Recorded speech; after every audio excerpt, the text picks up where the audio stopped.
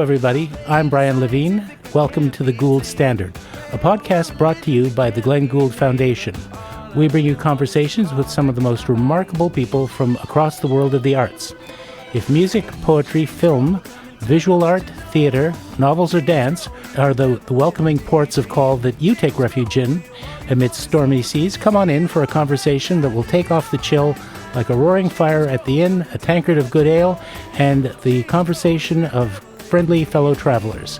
Now, while you're stopping by under our neon sign, please do take a moment to press like, share, and subscribe. And if you're listening on Apple Podcasts, please do leave your reviews, pose your questions, and be part of our community of friends and supporters. And to get more simply wonderful words, images, and sounds, you can pay a visit to our website, www.glenngould.ca. While you're there, you will undoubtedly notice a donate button. We are a registered Canadian charity, and if you would be kind enough to make a little gift to us, we would be extremely grateful.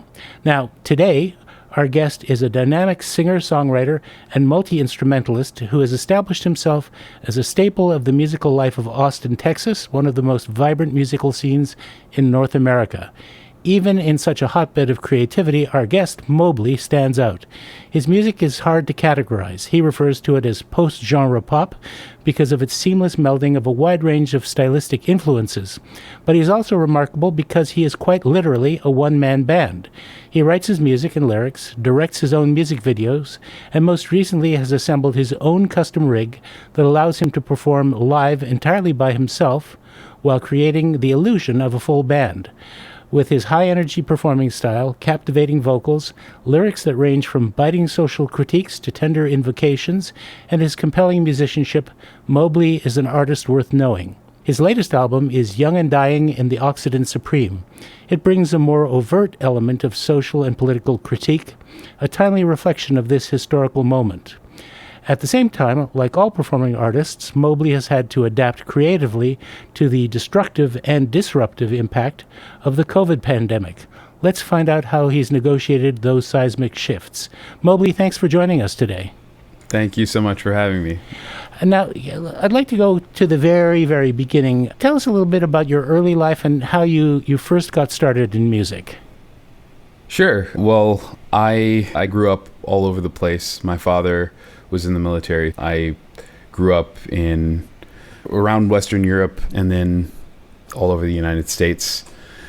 And I started playing violin when I was 4 or 5 and picked up trumpet after that and eventually guitar, which is what I started writing songs on. I kind of just fell into music, honestly. I never really had any conscious aspiration to pursue a career in music. But once I started writing songs, I found myself to be really obsessed with the experience of creation, particularly with songs where it really feels like you're pulling something out of the ether. Unlike with a lot of other creative forms where you have these raw materials, whether it's a block of stone that you carve into something or pieces of wood that you build into something, which I also enjoy a lot.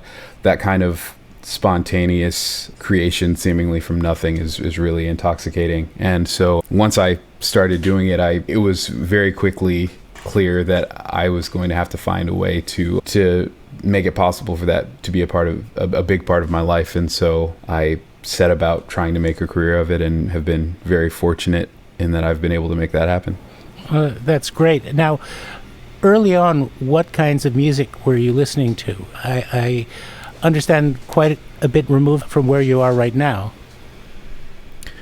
Yeah. I listened to my parents' music, so a lot of popular music from the early 70s through mid 80s. I listened to a lot of gospel and religious music. I didn't listen to a lot of secular music, actually. I was raised in a really religious household and didn't hear a lot of contemporary secular music until I was in my late teen years, early adult years. But I think that the kind of delay on exposing myself to that ended up being kind of a gift, because even now it's still it still holds a novelty and a romance that I think might have worn off if I had been exposed to it for decades before I, really started my career as a songwriter. Mm-hmm. I understand you discovered the Beatles at quite an advanced age. For people like me, they were always there from the time I was about 4 years old. So they were a continuous presence. But that wasn't your experience, right? No, I didn't listen to... I'm sure I heard Beatles songs without being aware that's what I was hearing, but I didn't consciously listen to the Beatles until I was 19 or 20. And the year that I discovered them, I probably didn't really listen to much of anything else for pretty much a full calendar year. So yeah, there have been lots of late discoveries like that. Also had a similar relationship with OK Computer by Radiohead, had a similar relationship with What's Going On by Marvin Gaye. So I've had lots of late discoveries of albums that lots of people really cherish, and it's been cool to get to have that experience in a really conscious and intentional way, as opposed to kind of having it be the background radiation of my musical development. Right. It reminds me of an old saying about, the things that are kind of always present in your environment. The saying is, I don't know who discovered water, but you can bet it wasn't a fish. So if that had always been there, in a way it wouldn't be quite as special, quite as much of a discovery to come upon it. Yeah, exactly. Well, I'm also quite intrigued by the amount of moving around that you did as a kid. Did you find that it gave you a more cosmopolitan worldview than, let's say, if you'd been growing up in a small town or a major city? Like, you were exposed to, even if most of your time was spent on bases, being in, I'm guessing, Germany for some of the time, and other countries. Yeah, funny enough, a lot of my time was spent off bases. We lived off base everywhere that we lived for at least part of the time. And I think, similar to what we were just discussing with music, the United States is such a large concept. I don't think I have to say that for somebody who lives outside of it, but for those of us who live here, just speaking to people, it's very clear that the United States, as kind of a thoroughgoing concept and hegemony, has a way of ordering one's worldview and kind of delimiting one's sense of possibilities, one's sense of priorities, all those things. And I remember the first time I was aware of being in the United States, because I hadn't been there. I learned to read and write outside of the United States. I conceptualized it as a place that was elsewhere. And then coming here, even though I was a citizen and certainly had access to lots of the kind of socialization and cultural products of the country, I think my view of it has always been meaningfully informed by a view from without as well as a view from within. So yeah, I think I don't know if I would refer to myself as cosmopolitan. I think it's probably kind of gauche to refer to yourself as cosmopolitan. Well, I did it. You didn't. So yeah, but so I would definitely... My bad. No, I would agree with the sentiment, though. I think so. Yep. Well, that's really interesting. In a way, it's almost an inversion. I mean, a lot of my friends in the United States, especially the ones who don't travel much, the concept and the myth of America and Americanism is so powerful that in some respects, all the other parts of the world are kind of an abstract concept in their minds. Totally. And it sounds like, in terms of your inner life, it was exactly the opposite. You were experiencing European culture, other languages, different kinds of architecture and social customs. And America was, although it was the country that your family came from and that your father was in the service of, you had to discover it for the first time when you came back. Yeah, totally. So when you were back and located full-time in the States, I understand that from an educational standpoint, you were first in film studies, right? That's right. Yeah, when I started college, I considered studying music, but made the decision not to, because I just had a strong sense, knowing myself as a student, that if I intellectualized music too much and gave it too much structure, my relationship to it would change, and I didn't want that to happen. So I had always been very interested in film and also linguistics, and so I studied linguistics and film in college. Oh, wow. Amazing. Yeah. Well, I love to talk about that, about, the semiotics of film, and probably we could spend a good piece of this conversation talking about Chomsky and other linguistic concepts. But actually, as a student, what kinds of student films were you doing, and what sorts of subject matters were you exploring? My focus was actually film animation. I was fortunate enough to go to a school that had an old film animation camera in the basement of the film department. And so I spent more hours than I care to remember in that basement preparing and filming animated shorts. I mostly did replacement animation. I was never a great illustrator, so that wasn't going to work out for me. But I did a lot of replacement animation. And then in terms of the conventional film stuff that I did, we were each given little 8mm student cameras to shoot shorts on, and so I did a bunch of stuff like that. None of it is any good. I mean, the animation stuff was okay, but as I recall, none of the films were any good. I actually, maybe fortunately, maybe unfortunately, this was in the relatively early days of digitizing that stuff, and I lost all of the films that I did in university. So I don't even know what they look like at this point. That's a pity. I mean, it's always good to have some of those early pieces to look back at, because it just makes you so humble. Yeah. It helps you put a check on any inclination to have a swelled head. But so were you writing music during that time, sort of on the side, and continuing informally to prepare yourself for what ultimately ended up being the career change? Yeah, I would say I was writing music and getting a degree on the side.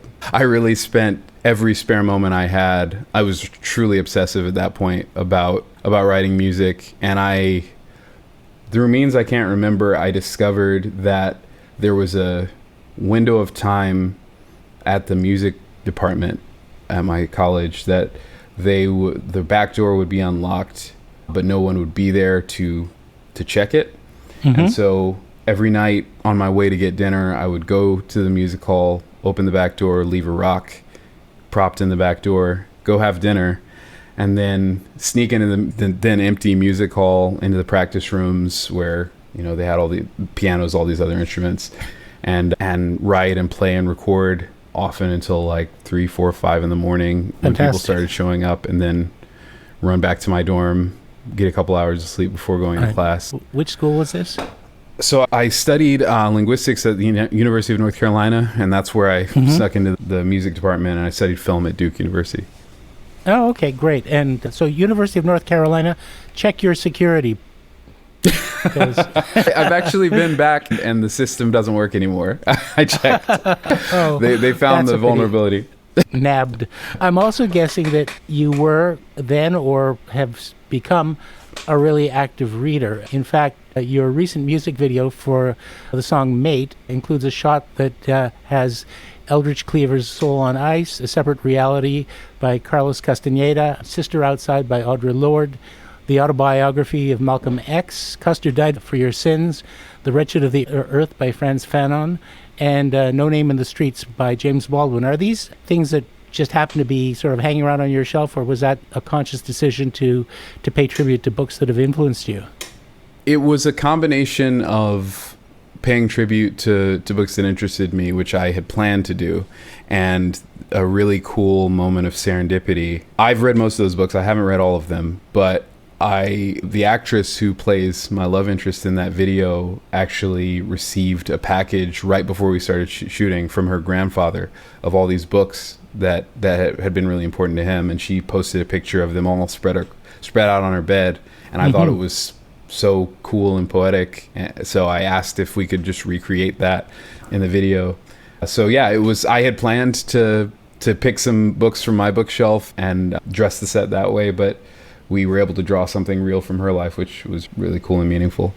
That's great. And also, I'm guessing also that eclectic listening is part of your world, because in the same video, and I couldn't make out all the album covers, but I did make out In Rainbows by Radiohead, Stravinsky's The Rite of Spring, and You caught that It's one. That's the Frightening one by everybody Light. misses. Oh, no, but there are two others, and we've been basically standing around screenshots trying to figure out what the other two albums are that I couldn't make out. The one with the black and white line drawing cover, and the one with what looks like a helmeted head against a red background. Yes. So the line drawing, that's a drawing of a chain link fence. It's this wonderful hip hop group called Clipping that make really interesting productions. And then the helmet one is a friend of mine here, an artist named DZ Brown. Really great album called Judith. Well, obviously, from my standpoint, the one that was the surprise was Rite of Spring. So that I wasn't expecting. So that was kind of fun to see. So it sounds as though, in sort of preparation for coming onto the scene as a performing artist, musician, recording artist, you were really absorbing lots and lots of different influences. At what point did you basically have your coming out party and say, I'm here, I'm a musician now, here are my songs, and start, performing in front of audiences and laying down tracks?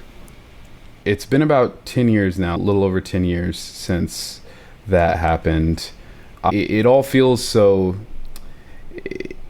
Looking back on it, to call back to an earlier point in our conversation, is very humbling. It all feels very, very halting, very newborn, because it was. And I don't think I was ever short on kind of artistic ambition, but obviously you have to learn and perfect your craft. I started playing some shows around the Austin area, and in my normal everyday life, when I'm not professionally engaged as Mobley, either giving an interview or performing on stage, I'm a pretty quiet and shy person. And initially, I kind of thought that I would kind of carry that onto the stage as my persona. And when I went on my first tour, I did that for the first couple nights. And of course, nobody who was at any of these shows had any idea who I was, and they didn't have any reason to pay attention to what I was doing. And, for me, I'd put all my stuff in storage, given up my apartment, quit the job that I was working, and, it was all on the line for me. And so after about 2 nights of like being the shy, quiet guy on stage, I was like, they're not paying any attention and this isn't working. I have to figure out a way to demand their attention. And so a new kind of persona emerged that was much more commanding and outspoken and outgoing. And I think that is probably when my current self as a performer was born. And I've had people who knew me from before but didn't see me perform until, years into that, who have told me that I seem like a completely different person. But I do have to say that the persona that you've created, while your music in some cases deals with some very tough things and things that could be dealt with in an overtly angry or more aggressive way, which was sometimes part of the persona of hip-hop, it's a very inviting persona, a very sort of almost, even when you're dealing with hard things, a joyful, welcoming persona that really invites the audience in. And I think that is in some ways a very effective way of dealing with difficult subject matter, painful subject matter. Thank you. Yeah, I think there's plenty of that rage there, but I think for me, I don't enjoy it as music unless I can, in one way or another, even if there is some trace of the anger there, if I can't transmute it into something that has some beauty and has some, if not joy, at least some catharsis, then it's just not as fun for me. And so I think that's where that comes from. I was going to at some point say, where was all that exposure to gospel, finally manifesting itself? And perhaps it's that sort of redemptive quality or that cathartic quality that may, in a very indirect way, be finding its expression.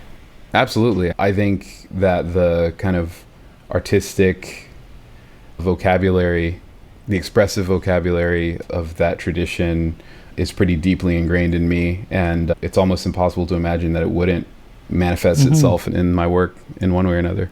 So, at what point did you choose Austin for your home? I decided to come here around the same time that I started performing, about 10 years ago, because I knew that there were basically 3 cities in the country that would be worthwhile for pursuing the kind of career in music that I was interested in, those being New York, LA, and Austin. And I am not a big city person. I knew that a smaller town would be more to my liking. And so I came here, I interned for a local, now defunct, independent record label, and kind of got the lay of the land, got to know some people around town, and then ultimately moved out here. At the time, I had a band, and we moved out here and gave it a go. And thankfully, I'm still giving it a go. That's great. Did you find it easy to build relationships? Did you find it a welcoming environment? I mean, it's such a huge music scene with South by Southwest, and the amount of activity. Was it hard to break in and make friends who would welcome and accept you as a musician? It was very hard. It was exceptionally hard. There are plenty of friendly people around, but for all of the ink that's been spilled about Austin being a progressive oasis in a conservative desert, it is a town that is still very conservative in certain ways, and very much run by a pretty entrenched set of gatekeepers, decision makers, and it can be a pretty cliquey town, honestly.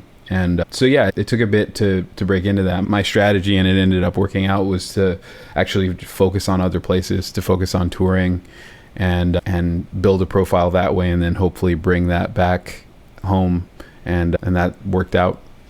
Well, I'm glad, and it sounds like you've got a great circle of friends and colleagues and collaborators now, so that does seem to have resolved really nicely. Yeah, definitely.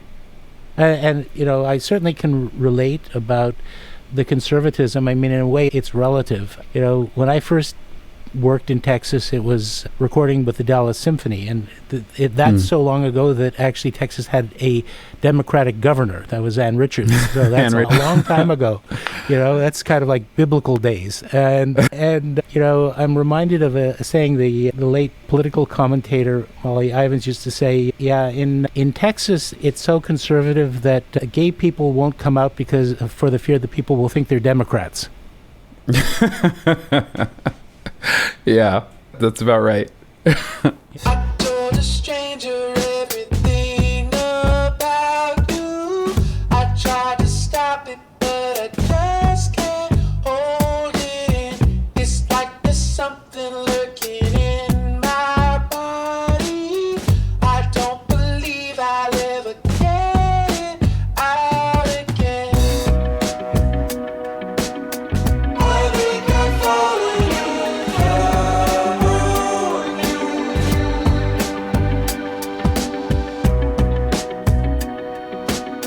I think it's tearing me apart. She's my babe. She's my lady. She's my babe. Your first album was Fresh Lives Volume 1, I think, in 2018. And you described that as a song cycle. So first I want to know, was there or is there ever to be a Volume 2? And also, is there a unifying theme behind the 10 songs that sort of draws them together in that cyclic sort of way? Yes, absolutely. I called it a song cycle for 2 reasons. One, to kind of draw a distinction between it and an album per se. For my own artistic purposes, I really think of an album as a discrete statement on some theme or a kind of discrete exploration of a musical idea.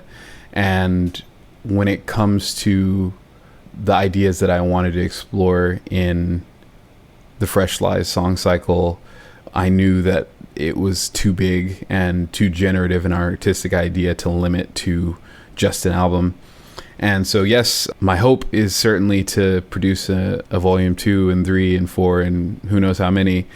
And the unifying idea that ties those 10 songs together, and in fact is the kind of artistic constraint that defines the song cycle, is that each of the songs is a love song that is actually standing as a metaphor for my relationship with the United States as the country of my birth and the place where I've most developed as a human being. And so the genesis of it was I was working on this record and writing these songs, and they were love songs, but I knew that they weren't depicting any romantic relationships that I'd been in. They weren't recognizable to me as that. And after a time of sitting with the songs and reflecting on them, I realized that they could be understood as describing my relationship with the United States. And that was just, I can't describe how generative that has been as an artistic idea. And so the songs just kind of poured out, and once I had enough of them to put out a record, I knew that I would want to play with that idea more. And so I described it as a song cycle that I will hopefully return to, but also wanted to be able to put down, because until I made that decision, it was everything I wrote was in that form, and I needed to be able to have a place to put it that was kind of sequestered from the rest of the work that I was trying to pursue. Well, that's really fascinating. First of all, because there's so many diverse variations on that underlying theme, and it's really interesting to have it sort of stated so overtly. The other thing is, you're probably right, there can be an almost infinite number of volumes, because all you need to do is turn on the TV and to just about any political speech, and you'll get a load of fresh lies that'll keep you going for about another year. Exactly. Yeah. The other thing, and I think this is true of all your recorded work, is the textural richness, the elaborateness of the instrumentation, and and the mix. And if I'm not mistaken, a lot of the instruments you are playing, I mean, it's not just you on guitar, it's you on a lot of different things, right? Yeah, with the exception of maybe one or two songs on the last 2 or 3 records that I've put out, I'm playing all of the instruments. I just kind of fell into it. I think when I first set about establishing myself as a recording artist and a producer, I just didn't have access to session musicians and didn't have access to lots of the more conventional tools for creating this stuff. And so if I wanted a horn part, then I learned how to play that horn part. If I wanted, a violin part or whatever, I learned how to play that. And it was a fun creative challenge at first, and now it's kind of built itself into my creative process. Wow, that's remarkable. Obviously, it's no small thing to learn an entirely new instrument, and so that's, first of all, a technical challenge, and also getting it to the level where you can play it expressively, as well as getting all the right notes. And then, of course, in studio, recording it in a way that really brings out the effect that you want, and then finally mixing everything together. So along with all of that, I presume that you were really honing your studio skills in that process. Yeah, definitely. I had a few experiences where I hired talented professionals to work with me on this stuff, using money I honestly didn't have to spend in the first place, and ended up dissatisfied with the product, not because it wasn't competent, but because it wasn't what I had imagined, and I had a clear picture of what I wanted.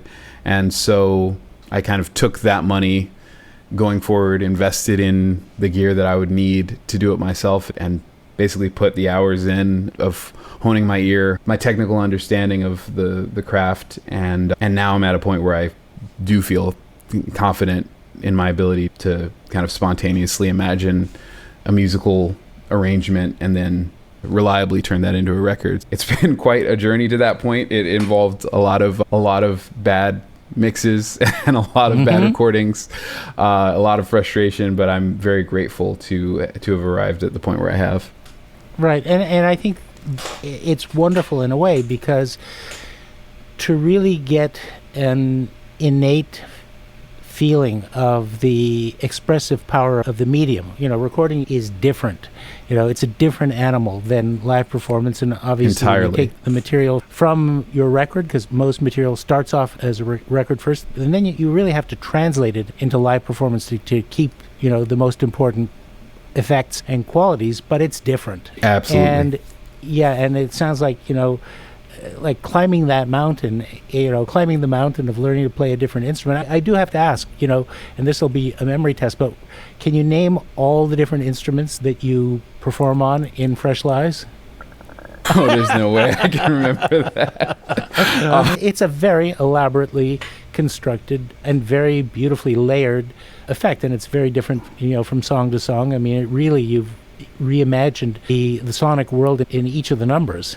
Thank you. I really appreciate that. I try to approach each song as its own beast. I try to make sure that there's some kind of through line connecting them, but I really like to have each of them, kind of like you said, have its own sonic world. And so it's gratifying to hear you say that.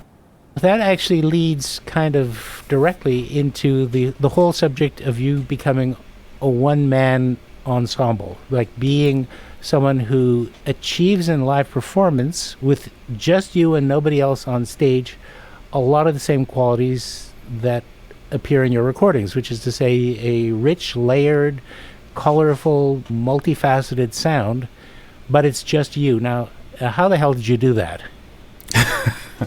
Very carefully. I have the good fortune of, I think, being probably my foremost ability, my foremost talent is the ability to teach myself new things. And I have been fortunate enough to have had a very diverse and wide-ranging formal and self-education on just a number of subjects that really all intersect nicely in live performance. So I've got a background in theater and a background in computers and a background in lighting design and a background in film and a background in linguistics, semiotics, as you said, a background in music performance. And ultimately, I can speak more to what it means technically, but ultimately I think the two places that I drew from the most in terms of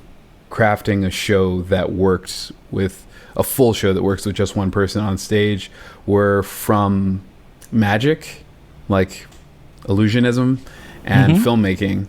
In both of those fields, the overwhelming share of the energy goes into figuring out how to direct people's eyes to a certain place and figuring out how to make an enormous amount of work and preparation seem effortless. And so psychologically, those are the kind of principles that most underpin the work that I'm doing.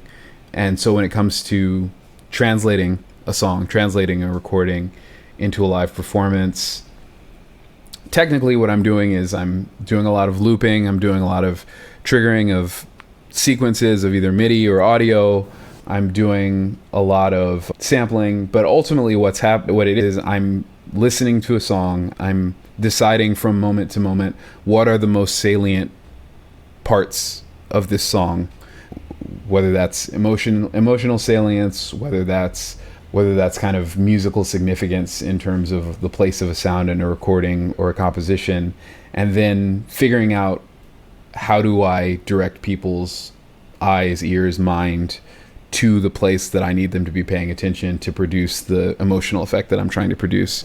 And so everything else, all the technical wizardry and all that stuff, all the lighting and the video and all the rest of the stuff that I do to put on my live show is in service of that, achieving that effect.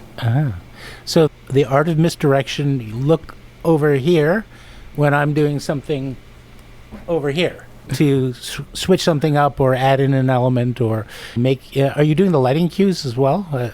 I am. That's kind of mind-boggling, if you don't mind my saying. That's incredible. And what actually blew my mind in reading a little bit about the rig, and I'd like to kind of get a layman's, like, so that technical illiterates like me can actually grasp it, but that at the heart of this is not like some massive supercomputer. It's a pair of Mac Minis. Yep. It's actually a redundant pair of Mac Minis, so at any given time, only one of them is actually responsible for what is being seen and heard. It's got a failover system so that if the first computer, the A machine, goes down, then I can automatically switch it over to the B machine and never miss a beat, no pun intended. But yeah, that the controller is actually sitting behind me. I call the main rig, which is a rack, like you said, with 2 Mac Minis in it and a bunch of gear that I've sourced or built or programmed that is responsible for controlling guitar effects and the sounds that come out of my keyboard, vocal effects, video, lighting cues, all that stuff. It's just the brain of the show, and that lives kind of off to the side. And this is what I call the daughter ship. And this is kind of my satellite unit out on the stage that allows me to have control over that stuff. So it's actually a custom built keyboard that I designed to kind of vaguely be reminiscent of a Moog synthesizer, but it's got these knobs and lights on it that are, while functional, are also just meant to kind of produce a romantic effect. And then the guts are in here, and this is a touch screen that allows me to it exposes to me the core functions that are going on in the computer so that I don't have the need for a screen. It gives me status updates about what's going on and allows me to send commands to the machine. But it also, for instance, has a drum pad on it so that I can trigger drum sounds or whatever sounds I assign to it. It's got a mixer so that I can control the mix of different elements in my in-ears in-ear monitors during the show. This is just a utility screen that is just a bunch of different scripts that I've written that can be triggered by a button to run whatever command I need to run on the computers at a given time. I have a pedal that controls my guitar effects, but in case that goes out, I have a redundant screen on here that allows me to control the elements of that. Same with the vocal effects. And then I call this a tensioner. It allows me to kind of improvise different modulations or alterations of the effects on the various elements that are playing at a given time to give the show a little bit more of a dynamic feel if I'm in the mood to do that. It sounds like it has also the flexibility that you can make adjustments according to the space you're performing in. Like you're plugging into a house sound system and running through there, or So I travel with an engineer who mixes my show. So I have my actual mixer that mixes everything on in my show on stage, and then we break out sub mixes to send to the house wherever we're playing. I've just found that to be the most reliable way to get my sound out exactly the way I want it every night. But yeah, it's a very modular setup and highly adaptable. I've played it on stages that are 10 feet by 10 feet, and I've played it at Lollapalooza, and it works equally effectively. And I think I read somewhere that the whole germ of this idea started when you were touring with, I think it was with a drummer. So you weren't playing all yourself. You were really slacking off and had one other person on stage with you. And, and that person became sick or was unavailable. So you basically had to say, cancel the tour or figure out how to do this on my own? Yeah, exactly. We were touring as a duo. The band started as a trio, and then we lost a member, and so I kind of took that member's duties into my role, and so it was me and a drummer.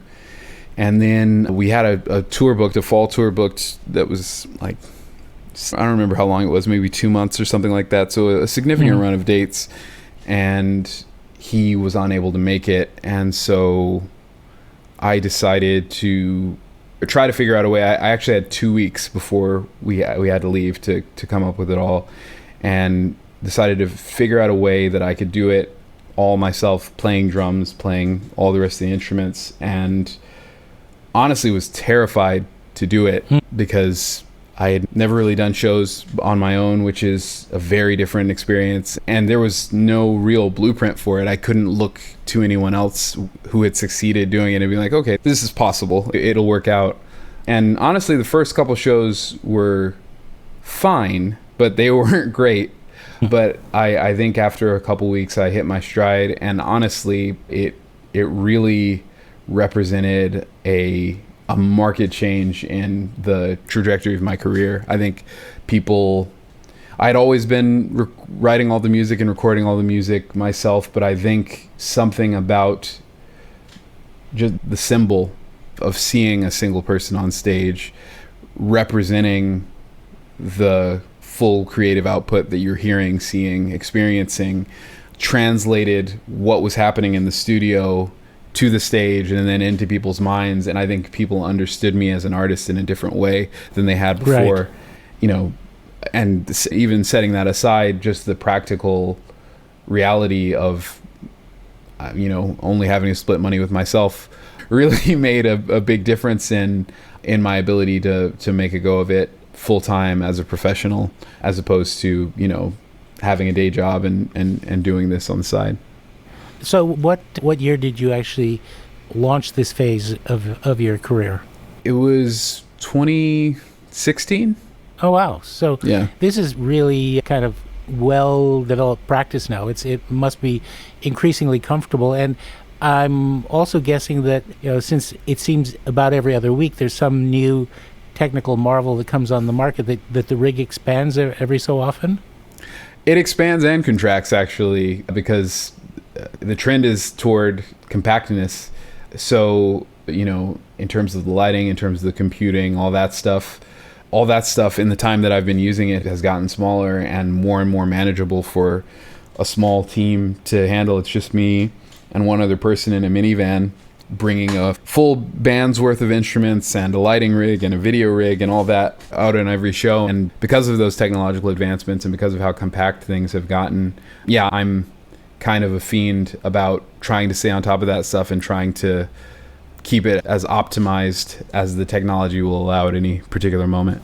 One of the things that really strikes me, and I've discussed this with a lot of musicians, especially ones who have to take on really complex and in some cases very long, like, I've discussed this with opera singers. They have to memorize a role that can spread over a 4.5 hour evening. So there's a lot of memory in this. I mean, it's not just know the sequence of your songs and all the words and all the notes, but also the mixes and the changeovers and the lighting cues. I mean, all that, and also the dance moves. All that basically has to be completely ingrained, and it isn't a team of people collaborating. I mean, you do work with, an engineer who mixes for you, but basically it's all on you to get that all to happen.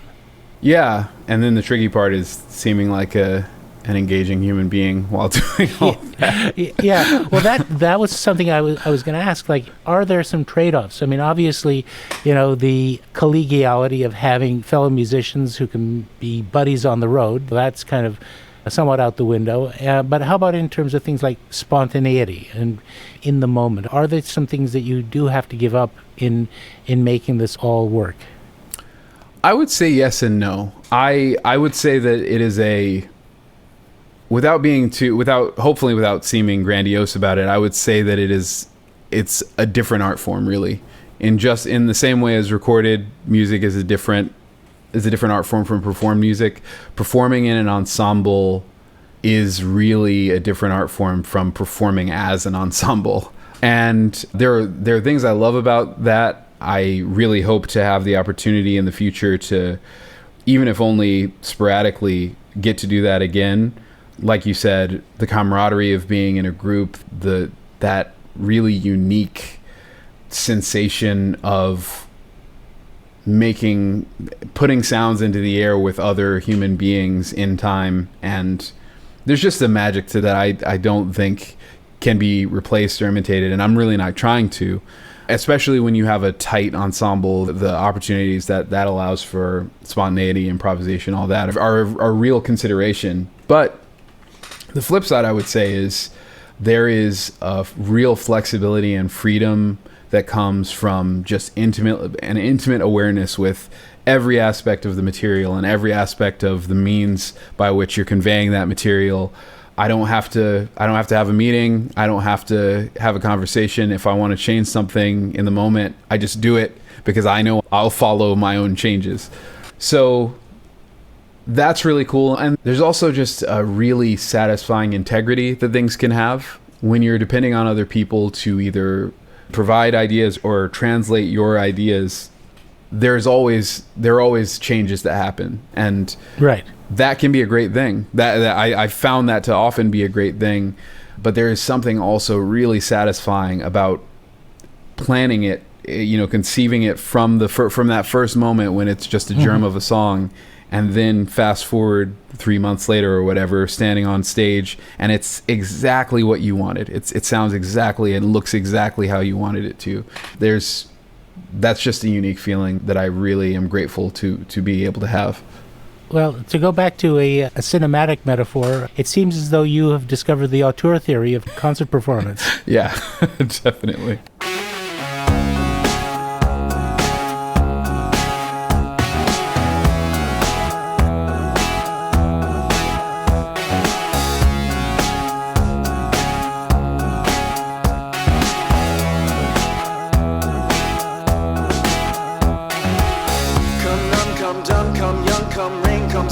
Sunken, hiding half aware. Just point the magnet at me, man. Let's get some money, we can make it fair. I could be the call to change your life, 'cause you've been on the run since 95. You're nobody's favorite. You're nobody's favorite one. You're nobody's favorite. You're nobody's favorite one. You're nobody's favorite one. Now, I think your newest record, Young and Dying in the Occident Supreme, contains some of your most powerful work yet, and in some ways your most overtly socially critical, though again, as we discussed, never really in a heavy-handed way. It's a recording that really seems to be very much of this moment, particularly with the rise of Black Lives Matter. But I understand that the music and the lyrics were composed before COVID, before George Floyd's murder, and all of the international demonstrations. Can you tell me a little bit about how it came about? The genesis of it was at the end of 2018. I had a run of dates in Australia, and that run ended, and it had been a few years, several years since I'd had anything like a real vacation. And so I just thought, I'm over in this part of the world. I don't know when I'm going to be able to afford to get back to this part of the world, so I might as well have a look around. And so I hopped over to Thailand to just exist for a little while. And the plan was to not work. I didn't bring any instruments. I didn't bring any equipment or anything like that. And on my first day, we were in Bangkok, and I walked by this music store, and they had a knockoff Telecaster up in the window, and I'd never played a Telecaster. So I went in just to noodle around on it and really loved the way that it felt. And so it was like $50 or something like that. And so I was like, okay, I'll grab this to have fun on while we're here, and then I'll give it away at the end of the trip. So I grabbed that, and then a couple days later we went to an island in the Gulf of Thailand, real remote, quiet place, and I was staying in this flat, probably 25, 30 yards away from the beach, and relaxed there for a little while. But then all these songs started kind of pouring out of this new instrument, as they can do. And at the time, the big story in the news was the family separations at the southern border of the United States. And I live in Texas. That's right in my backyard. So it's something that was really taking up a lot of mental space for me. but having the experience of seeing the kind of moral clarity with which people discussed it outside of the political ecosystem of the United States and the kind of political financial entanglements that people have that make them see things less clearly than they ought. To just hear on the news, for example, it described as, human rights abuses committed by the United States at its southern border was just a really refreshing experience. And I think that, coupled with the fact that I didn't speak the language, and so I found myself really spending a lot of my time watching and listening, led to it kind of created the speaker, let's say, that shows up on the record. Someone who is trying to, with clarity and acuity, describe and critique the social conditions of the country and hopefully do it to a good tune. Right. Well, you did. By the way, who is the speaker on the opening track? You're not the hero of this story. A friend of mine, her name's Mel Trevino. She's an immigrant from Mexico who lives here. Beautiful and very powerful. And I'm really struck by the fact that even from the title on, the Occident Supreme suggests a global vision. It really does veer off not only into issues that could fall within civil rights struggles in the United States and the conditions of African Americans, but also some of the geopolitical aspects of the projection of U.S. influence and power around the world. Is that on your mind? And if it isn't too sensitive a question, having a family that is in the military, does that ever become a topic of discussion for you? Absolutely. The projection of influence of the United States around the globe, it's a constant. It's something I'm intimately aware of, having literally lived on our bases around the world. But it's a very violent thing, and it's a thing that is responsible for the immiseration of a lot of people. It's a thing that shortens lives, limits possibilities, and does that for reasons and to an extent that I think most people in the country are just blithely unaware of. Mm-hmm. And so it is something I think about a lot. And as far as discussing it with my family, my father is retired from the military now, and it's probably easier to discuss these things. But yeah, I think we share a dissatisfaction with and concern about the status quo, the global status quo, and the outsized power, influence, wealth, resource consumption of our country in relation to the rest of the world. It's not a sustainable state of affairs. Right. And that's just objectively true, regardless of what one's opinion is of what should happen. Like, what is happening just simply can only continue for so much longer. Right. And it seems, and I don't want to move too much into the political sphere, but with the rise in wage and wealth inequality in the States, a lot of that dynamic seems to have increasingly come home. Absolutely. I think in the previous 3-4 decades before this one, a lot of the squeezing of labor that was happening, while it certainly was happening here in the United States with union power and labor power diminishing and stuff like right to work laws and all that impacting people's labor power, I think because of technological advancements and because of prices falling due to the offshoring of a lot of that labor, the immiseration and the poverty that are the byproducts of those things were being felt largely by other people, and people here in our country were able to maintain a somewhat steady standard of living even as wages stagnated or even fell. But I think, as you said, basically post 2008, that has decidedly come home to roost here in the United States, and people are experiencing falling standards of living and falling wages and the rise falling of the gig economy. Yeah, Absolutely. Life expectancy. Yeah, absolutely. So then the question is, okay, we've now established with this through line that you're never going to be invited to perform at the Republican National Convention. But it does raise an interesting question of, how this lands with audiences. Because, while I think that a lot of younger Americans are waking up to and becoming very much more open to this message, it's swimming against the tide of, much of media messaging, a lot of the dominant cultural affect. And, do you experience pushback? Do you find that, like, you have a presenter saying, really love your stuff, but, could you be a little less political and that kind of stuff? Yeah. So I say this both with some humor and a bit of sadness, and I don't know if this is peculiar to American audiences, but that's who I mostly perform for, so that's what I can speak to with some expertise.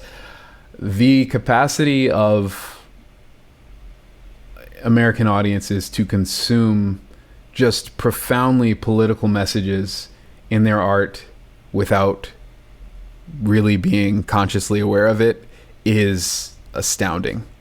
Great example is, Tom Morello of Rage Against the Machine is really politically outspoken and has received some backlash on Twitter for some things that he's said. And you'll see people in the comments talking about being angry that he's getting political. And it's like, you were listening to Rage Against the Machine. How did you how did this not penetrate?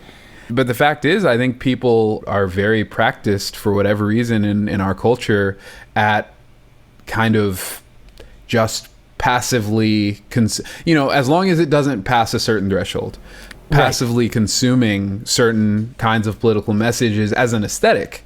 So like you watch Star Wars, which is hugely anti-fascist, but you take that anti-fascism to be an aesthetic as opposed to a message. Right. Something like The Hunger Games, or again, Rage Against the Machine, or on and on. Right. I think those kinds of political messages in art in this country are widely perceived as and consumed as more an aesthetic choice than I am trying to take an idea and put it in your head and broaden your understanding of the world. So I say all that to say, I have been just as explicit as I can be with some of this stuff because I think it's profoundly important stuff.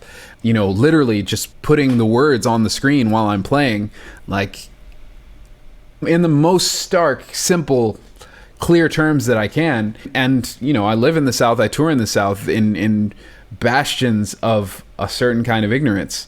And I have never been confronted about it. Not even one time. I occasionally get people who will come up to me and be like, I really appreciated that. I saw that. I noticed what you were doing and I really appreciated it. And, on social media, I'll occasionally get stuff because it's different. Speech is different from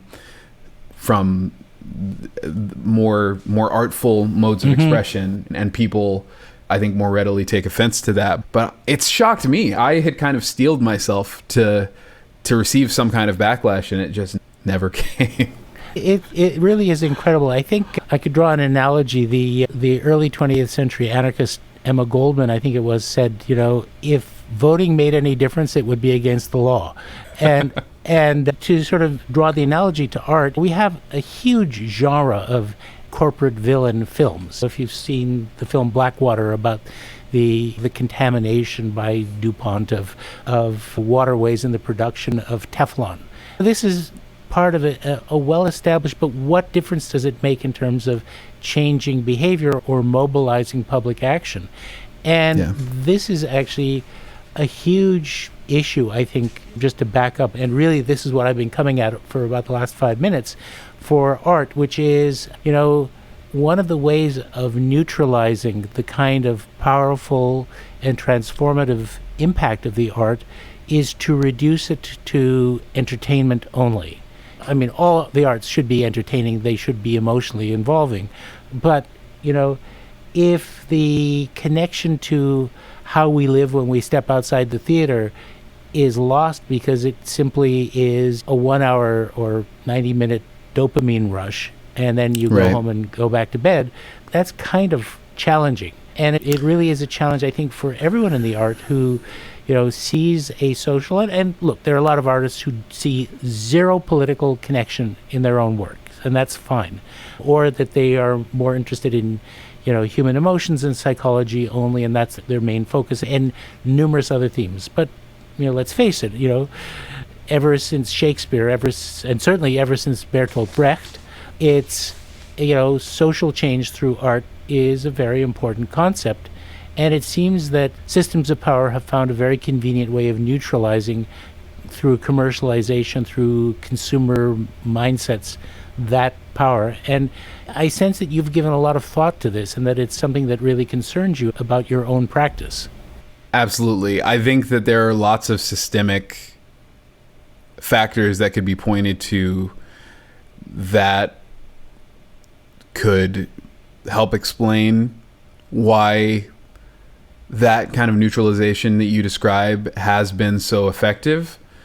But I kind of have focused my own thinking about it to the area of it that I have most direct control over. And I think what I try to do, and I guess just to pause a moment, I hope that even as I agree with everything you're saying, I hope that my previous statement about not getting backlash didn't suggest that I haven't seen positive effects come out of the kind of statements that I try to make with my art, because those have been manifold and are really honestly the most sustaining part of this work for me. But I think the thing that I've found to be the most important set of principles to keep in mind, to observe as I craft my work and as I practice my work publicly, are two things. One, as a shy person dispositionally, I feel very aware of how much space I'm taking up when I am performing on a stage. I feel very conscious of the fact that I'm the one person in the room who gets to talk, and conscious of the inequality inherent in that arrangement. And so as a result, I feel a real responsibility to get on that stage and have something more to say than "look at me, love me, I'm so talented." I feel a responsibility to speak to some of the exigent concerns that need to be addressed by our entire species. And so I try to keep that in mind. The other thing that I try to inform my art, and particularly my performance, with is a willingness to deconstruct the artifices and the forms, the conventions around live performance. I think especially in a media environment that is just so saturated with different opportunities for entertainment. You can watch basically any movie that's ever been made on your phone and listen to any song that's ever been made. And I think that has resulted in a devaluing and a trivialization, but perhaps most frighteningly, a dehumanization of the people who that art actually represents, the people whose work that represents. And so I think a big part of my live performance and the way that I try to construct my shows is to blow apart those conventions and remind people at the end of the day, we're just a bunch of people standing in a room, and there's something absurd and profound about me just getting up here and singing ideas at you and trying to remind people, shake people out of the kind of rote performance of our roles in that circumstance where, well, okay, what I do is I stand here and I look, and then when the sound stops, I clap and I don't turn my brain on. I try to, as much as I can, remind everyone in the room that we're all people and we're engaging in an interactive, a two-way process. And hopefully that helps some of this penetrate a little bit more. Right. And so it almost sounds like a kind of a structural invitation to cast off passivity, which I guess then could be translated into, why not be an activist? Well, I think it takes all kinds. I do devote especially during the pandemic when I haven't been able to perform as much, I do devote a fair amount of energy to that. I'm not coining this idea, but I can't remember who I'm lifting it from at the moment. I think that it's the responsibility of artists and writers to dream up the future for people, to dream what is possible and say these things and expand people's minds and expand people's sense of the possible, so that then is kind of fertile ground in people's minds for more direct organizing, for more direct activism and action to move the needle on this stuff. You have to believe that it's possible. You have to imagine that it can even exist before it can happen. I have to say that I have taken an enormous amount of encouragement from the extent to which millennials and Gen Zers are becoming the fish who actually are aware of the water and really are questioning, like aren't prepared to be panicked into a stupor by the use of a formerly dreaded word like the S word. Right. That really, I think, gives us a lot of hope for the future if they can retain that. I mean, we felt that way, those of us who were old enough to remember it in the 60s, and that didn't work out so well ultimately. I mean, it got America out of Vietnam, but after that, not so great, We have the good fortune of having that example to learn from, though. Yes, it's true. It's true that once a tipping point is reached, even the most seemingly impregnable centers of power can be swayed. And they don't like it. At all. Yes. Since you referred to Star Wars, it is also true that once you've won those victories, be prepared because the Empire will strike back. Right. That's very true. I've been seeing the world through a dead man's eyes. And when I laid me down, I did not rise. But then I noticed that I've been watching myself from the car outside. And so to bring me round, it took me down a long dark ride. That's where I find it at. James Crow, come and tell me what you know. James Crow, you're a devil in a daydream. James Crow. So it's not the title track of the record, but certainly a lot of attention, I think, has been generated by the song James Crow, which is obviously a reference to the ongoing, continuing, seemingly never to be finally cast off legacy of Jim Crow. And some of the commentary has referred to W.E.B. Du Bois's idea of black double consciousness. Was that something that you intentionally wanted to weave into both the music and also the music video? And were there other influences that those of us who perhaps aren't as astute as we should be picking out in the subtext of other songs on the album?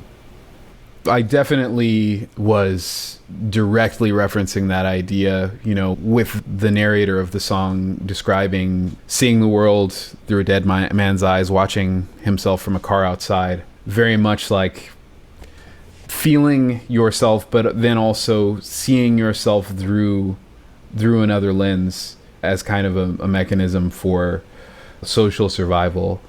But yeah, I would say that the record is chock full to a degree that even I probably don't fully appreciate, of the influence and the ideas of other people about racism and anti-blackness, specifically about nationalism and the nation-state paradigm and borders and labor and colonialism. Yes. Yeah. Imperialism, so many things. Mm-hmm. Well, it is an amazing album, and I think there's such riches in it. Nobody's Favorite, which also in some ways seems to be just a gigantic deconstruction of a kind of narcissism. And I just was wondering whether your most recent president played any role in the evolution of that song. Oh yeah, absolutely. It probably goes without saying at this point in the interview, but I detest that person. Yeah. But I also find him to be a profoundly sad figure. He just so clearly craves love and validation, but seems just uninterested to an unimaginable degree in reciprocating those things, which is kind of the way that the rest of us understand that dynamic to work. But I see so much self-loathing in him as a figure. And the genesis of that song actually was, I was kind of imagining his thought life and kind of comparing it to my own. And I was thinking about for whatever reason, the phrase "you're nobody's favorite" came into my head. And I was thinking, well, I know that I am somebody's favorite, and I actually can't imagine what it would be like to go through life, how sad it must be to just be utterly convinced and probably right in thinking that I was nobody's favorite. And I think a lot of people, probably because of all of his bluster and because of how many adorers he seems to have, might disagree with that.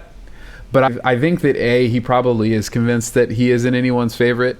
And I actually don't think he is. I think for a lot of people, he's an avatar of a certain kind of grievance and malice and just kind of erotic hatred.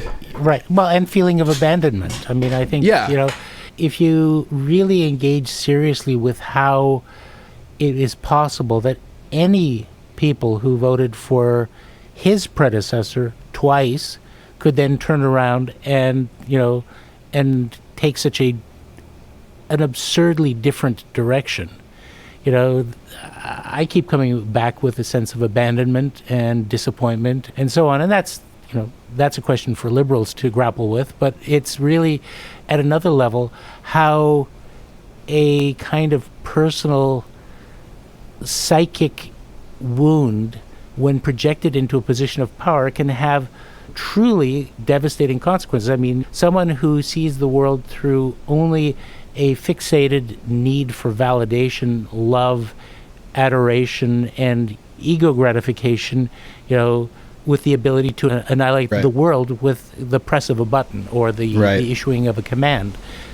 That's pretty horrifying. And that really does mean, in the most profound and global way, that the personal really is the political.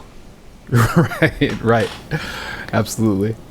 Yeah, I do have to say that it does seem really challenging, but this is also seen through your visual lens, the videos that you created, to imagine this not being created, this record not being created during COVID. And I'm particularly, again, thinking about Mate, because the video that goes with that really seems like a poem to being locked down and trying to maintain relationships during a period of separation. So I'm assuming that the videos were shot later, and some of them during the COVID crisis. Yeah, Mate is the only video that was actually shot after the pandemic started. And the rest of them, there are 4 others. 2 have been released, and then 2 more are going to be released. And they all together make up a short film that accompanies the work. But Mate was actually shot in January of this year.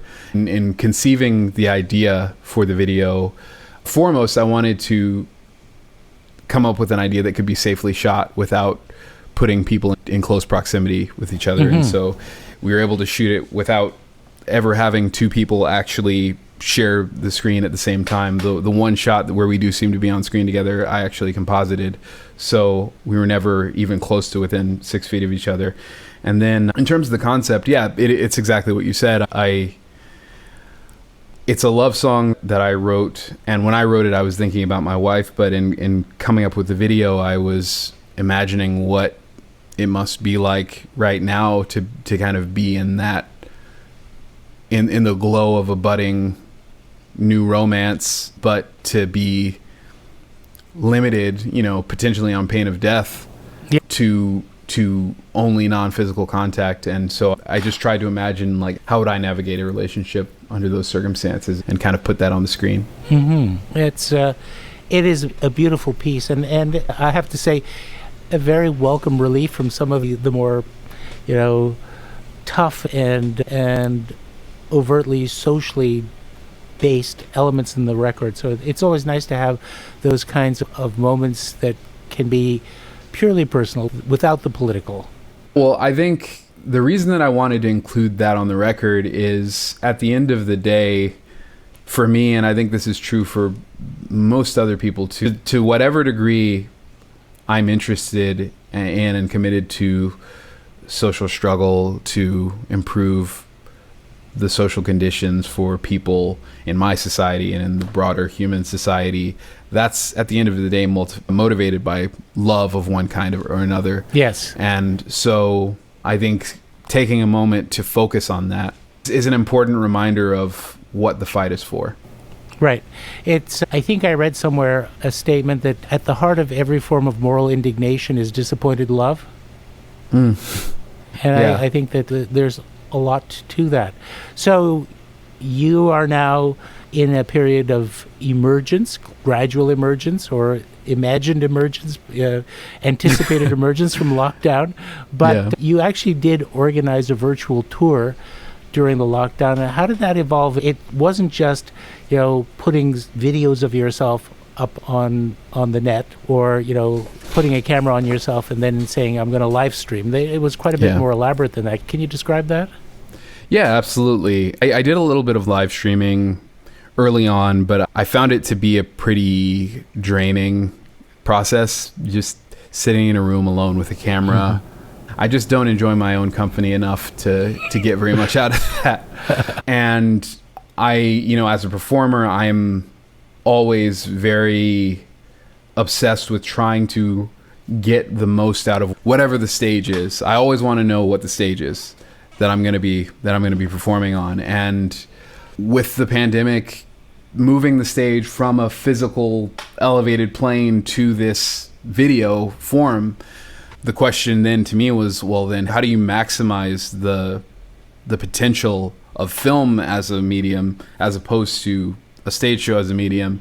And so what I wanted to do was give people a really immersive, intimate performance, but also one that had the cinematic scope that's possible with current technology. And so what we did was we picked 9 locations in the Austin area, really diverse, beautiful places. So we shot at the new soccer stadium that's being built here, the Central Library. We shot out in the hill country, in the woods and in the plains.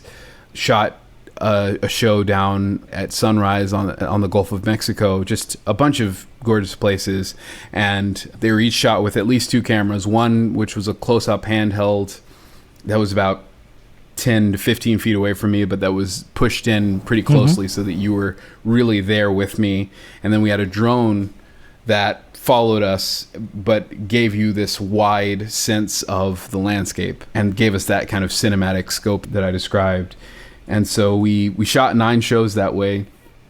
And then we partnered with about a dozen venues around the country that are places that I would have been performing under normal circumstances, and partnered with them to present the shows as these ticketed live streams, and then used the revenue from that to raise funds for a really great nonprofit here in Austin called the Dawa Fund, and for the venues themselves.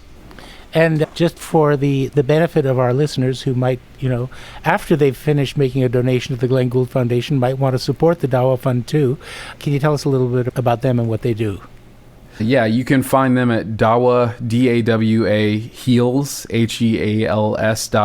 And they are a nonprofit here in town that provides direct aid to people of color who work in the arts and in healthcare and the service industry, to particularly right now to help kind of bridge the gap that so many people are experiencing with shortfalls in income due to unemployment and other hardships associated with the pandemic. But in an ongoing way, they're a really a big part of supporting those in need in the community. And I'm a big fan of what they do in terms of just no strings attached, direct aid. Right. And in this case, it's going to recipients who are among the most deeply affected by all the different permutations of COVID. Right. People in the service sector, people of color, people in healthcare who have been exposed to the risk of becoming sick and dying while trying to help others, and artists who basically have had their entire livelihood removed. Right. Exactly. So good on you for that. And that actually, because I know this also benefited the Dollar Fund, I was so enormously impressed by A Home Unfamiliar, which I watched a couple of times over the weekend, and that is a unique, eccentric, quirky, in some ways chance encounter kind of creation, and I don't think there's ever been anything quite like it. So maybe you can describe the project. I guess you refer to it as a visual album, but also how it came about and all the different participants who made it happen. The genesis for that project, the idea that sparked it, was really early in the pandemic. It was right after the lockdown started. I was feeling very listless and kind of depressed about all the death and the kind of devastation that was happening around the world and in my industry in particular, and in my own career. Like it couldn't have come at a worse time for me personally. I think a lot of things that had been years in the making were just starting to line up. So emotionally, I was just not in a place where I wanted to create work, but I knew that it would be good if I did. So the thought occurred to me that my calendar was open, which meant probably everybody else's calendar was open in a way that it hadn't been for a long time and might not be again for a long time. So I had the thought that it would be a good time to do a collaborative project. And relatedly, I'd been thinking about the Exquisite Corpse game, which, if people aren't familiar, it's a parlour game where the form that I've played most often is with drawing. So you'll take a piece of paper, and there are 5 of you. You'll fold it into fifths, and I'll do my drawing on my fifth of the paper, and then I'll fold it under so that the next person can only see the lines at the edge of their portion, and they'll pick up the lines and draw something else and pass the paper along, and at the end you unfold it and you have this surreal amalgam of all our minds that is only connected by the barest thread. And it occurred to me that I'd never heard of that approach being taken with film or with music. So basically that's what I set about trying to do. And so I gathered together 30 filmmakers and musicians, and I composed a piece of music, and then I sent the final 5 or so seconds of that piece of music to the next musician, and they composed something, and I handed off my piece of music to a filmmaker who created a piece around that, and then we just passed the work along in that way, with everybody only hearing or seeing a small snippet of what came immediately before them. And then I assembled it all, and at the end you have a work that has a flow to it. There is a connection from moment to moment and from piece to piece, but also represents wildly different artistic ideas coming from dozens of different artists. And like you said, I think it's a really unique piece of art, and I would love to in the future get the chance to expand the idea, because I think there really is something special there in that kind of free, random, associative approach to creating art. People should watch this because it combines the concept of theme and variations with free association, in a sense, a certain chance element as well. And I have to say that, as the Gould Standard, taking our name from an artist who came to fame by recording a famous theme in 30 variations, it sort of seems like something that's kind of within our wheelhouse. Absolutely. So that actually raises another question. The experience of directing all your videos and your film training and background, does that cinematic perspective create a kind of a feedback loop that influences your music at the point of creation? In other words, as you're writing a lyric, conceiving a melody, are you also thinking about how that might translate into visual terms when you come to create the video that goes with it? Absolutely. It is all one thing at this point. And for every song that I perform in my live show, there's also a separate video component. At the point of conception, like you said, I'm thinking about every aspect of how it's going to be received and understood. And I think there's something expansive and liberating about approaching composition in that way.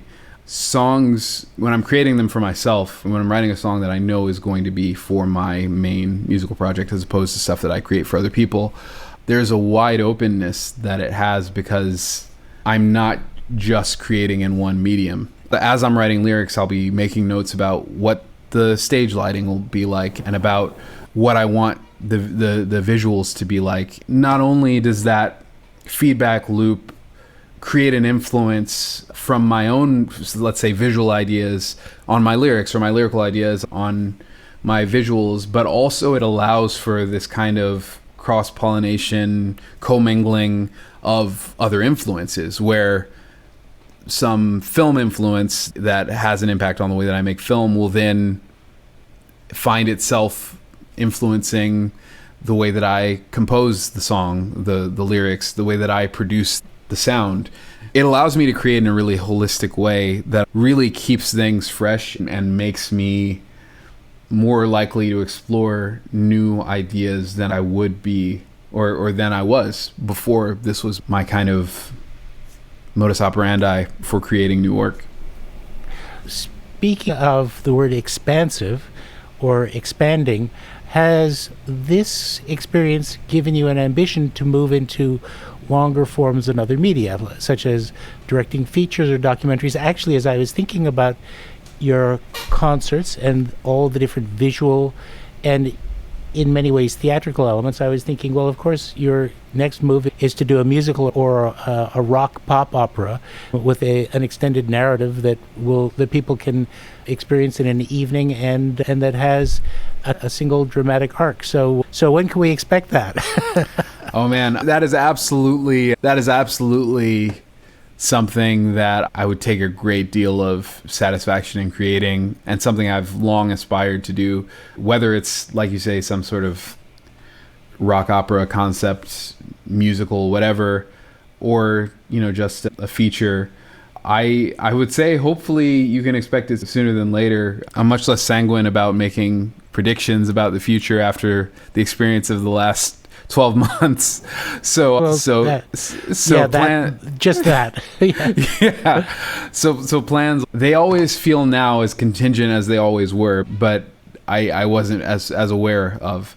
But I definitely feel myself creatively building up the chops and building up the relationships necessary to at some point create that larger work. Absolutely. At the risk of causing you some alarm, you've already got all the elements. I mean, you've got it. You don't need more chops than you've already got. It's really a question of finding the right dramatic element, maybe collaborating with a librettist, someone who would write a book to collaboratively with you. But one of the things that I think is really exciting about that is the whole solitary, multidisciplinary mode of construction that you've already created for yourself really means that one of the great pitfalls for that kind of extended work, which is the compromises that go with, the demands of funders, producers, and collaborators, is largely absent. So, you get to be, please forgive this comparison, Sylvester Stallone doing Rocky, or you get to be more, perhaps a little closer to one's sympathies, Lin-Manuel Miranda, and Hamilton. And I think that is something that, for what it's worth, in the context of a podcast, let me give you all the encouragement in the world. You absolutely can do that, and I would say, if you feel the drive, you absolutely should do that. Well, thank you. It's kind of you to say that, and I really appreciate it. I promise I will buy a ticket for opening night. All right. Deal. That is, unless one could get comped. Also fair. Just to come back to a theme we touched on before, at different times in not such distant history, music has been a source for social change, protest, mobilization of public opinion, and action.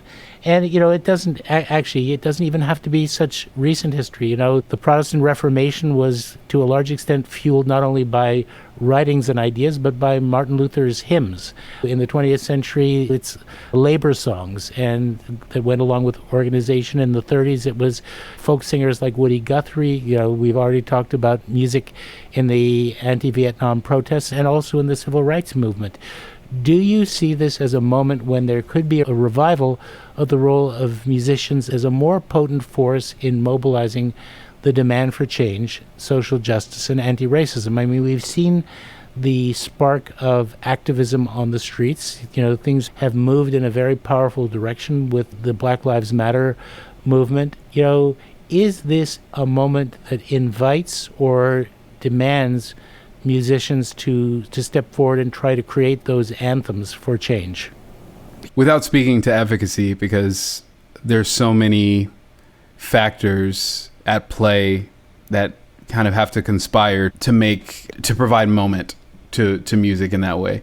But regardless of the efficacy, I do think it is a responsibility, honestly. Stakes at this point are so incredibly high that for a lot of the questions that for a lot of the open questions, conflicts that loom large in our consciousness, the timeline is really short. There's an urgency, there's a real exigency to these things that I think if you are going to take up the role of cultural producer, I'm going to produce the artifacts of this society at this point in time. To me, at this point, it feels like a duty. It feels like a responsibility. How can you not?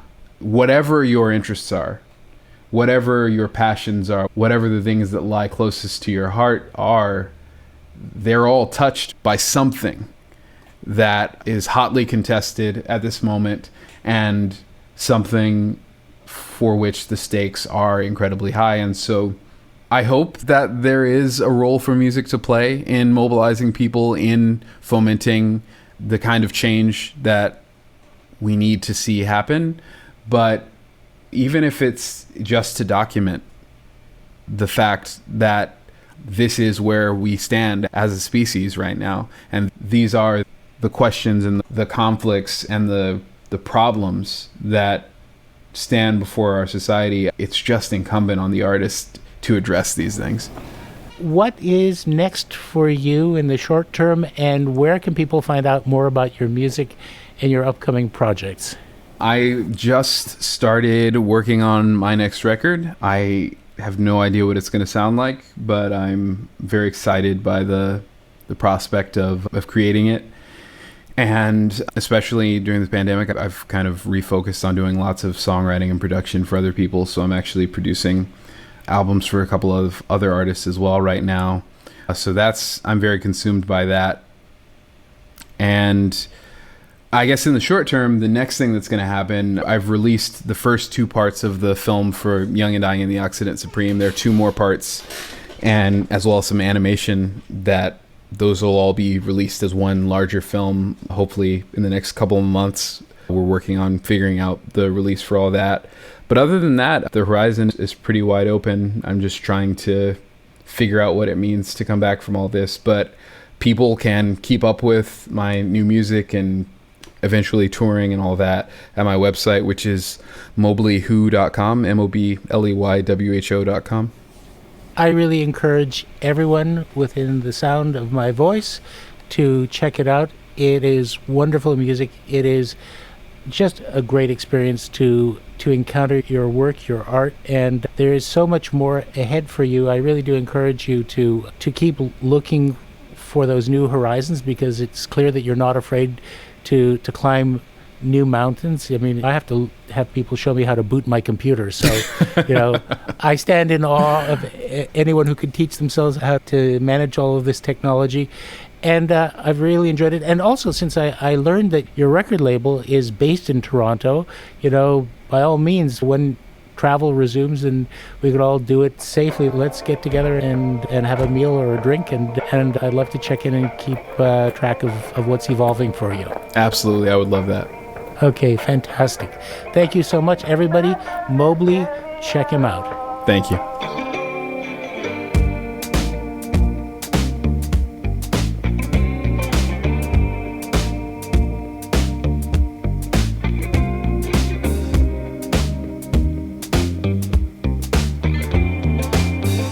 Something simple trickles into data on demand. Sacred texts and jealous sexes throbbing in your hand. A meditation on the vainest thought you know. Fear and loathing, fear and clothing, shoot it up your veins. Hallelujah, what's it to you? Give your man the reins. A revelation from the palest God you know. You think you made it, but you're lost, boys. You never run out of ways to take from us, so that doesn't scare me at all.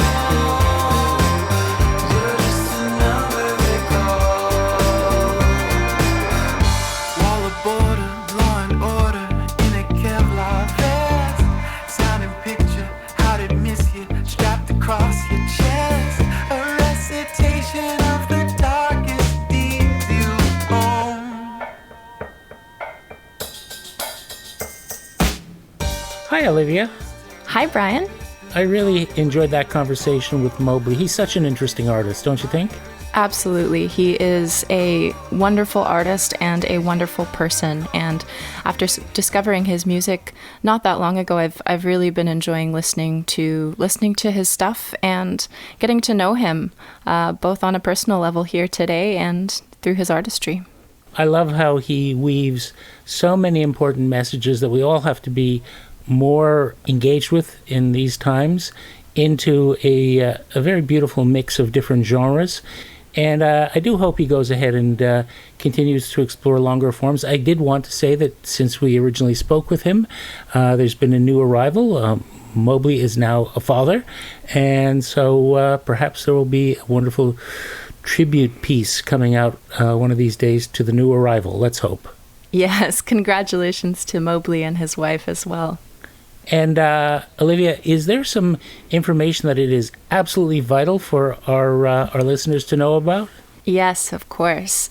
We sincerely hope you are enjoying listening to the Gold Standard. You can subscribe to us on Apple Podcasts or wherever you get your podcasts. And of course, if you would like to keep up with the work of the Glenn Gould Foundation, you can find us across social media on Facebook, Instagram, Twitter, LinkedIn. Wherever you are, we are there as well. So please give us a follow. We would appreciate it. And if you are so inclined to give us a little gift as a registered Canadian charity, you can find out how to do that on our website, www.glenngould.ca. Fantastic. And in the spirit of music of all kinds and from all times, I seem to hear a distant sound approaching. Could it be the voices of times past?